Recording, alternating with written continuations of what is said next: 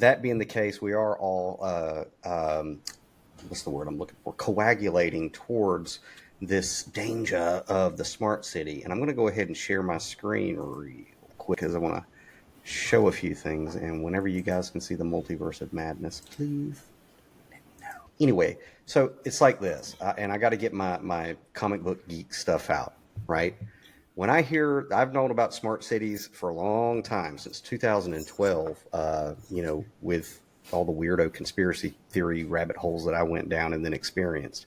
But whenever the smart city stuff was announced here in Warner Robins, this made my spidey sense go off. And I'm sitting here like, now I do not understand how specifically people in public office, and look, I will never run for political office, so I can say whatever I want to say, and I've never really been shady about who I am or what philosophy I'm all about, and I'm all about unalienable rights for all men who are created equal by their creator. I think the Bill of Rights and the Constitution probably needs an update, but it's a pretty good document whenever you're coming from the right place. And I have never understood how anybody in public office could look at a smart city, specifically with this flock camera mass surveillance thing, and not have the same amount of trepidation about it as me. But everybody knows The Dark Knight, right? And there, and let me just say, you ladies, I know Mona has to hear comic book crap all the time. I'm not sure how much you ladies are into comic books, but I find a lot of great philosophy and lessons from superhero stories. I think it's just archetypes that are universal. But there was one movie where Batman loses, and it's The Dark Knight. Like, the Joker actually wins, and it was because of his moral compass being knocked off kilter to compromise. And I don't know, I'm going to play this clip, and you ladies let me know if you remember this scene. Beautiful, isn't it? Beautiful, unethical, dangerous. You've turned every cell phone in Gotham into a microphone. And a high-frequency generator receiver. You took my sonar concept and applied it to every phone in the city.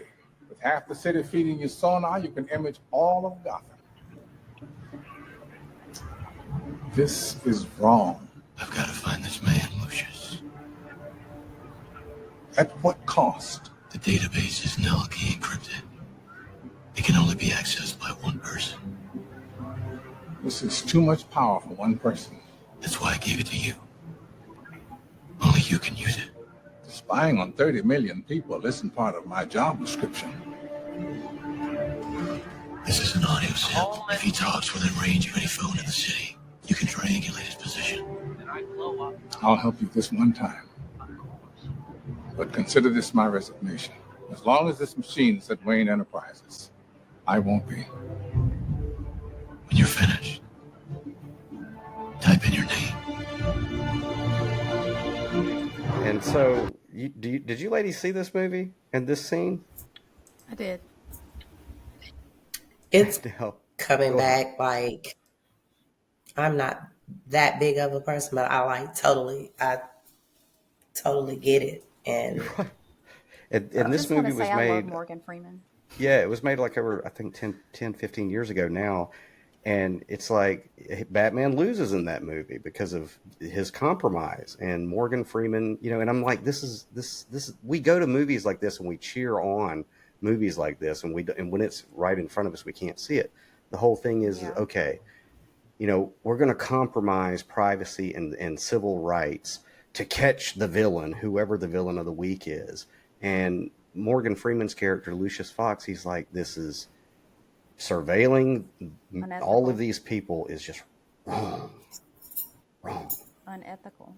Unethical. Now, I want to jump real quick to the 2014, The Winter Soldier. This is a Captain America movie. And this is coming from a different comic industry, but let's watch this real quick and see if we haven't been, something out there hasn't been trying to warn us. This is Project Insight. 3 next-generation helicarriers synced to a network of targeting satellites. Launch from the Lemurian star. Once we get them in the air, they never need to come down. continuous suborbital flight courtesy of our new repulsor engines. Stark? He had a few suggestions once he got an up-close look at our old turbines. These new long-range precision guns can eliminate 1,000 hostiles a minute. The satellites can read a terrorist's DNA before he steps outside his spider hole. We're going to neutralize a lot of threats before they even happen. Thought the punishment usually came after the crime. We can't afford to wait that long. Who's we? After New York, I convinced the World Security Council we needed a quantum surge in threat analysis. For once, we're way ahead of the curve. By holding a gun to everyone on Earth and calling it protection. You know, I read those SSR files. Greatest Generation? You guys did some nasty stuff. Yeah. We compromised, sometimes in ways that made us not sleep so well. But we did it so that people could be free. This isn't freedom. This is fear. SHIELD takes the world as it is, not as we'd like it to be. It's getting damn near past time for you to get with that program, Cap. Don't hold your breath. So, and I hope the audio came through on that for you ladies. But you see the thing, It did. which is sacrifice freedom for safety.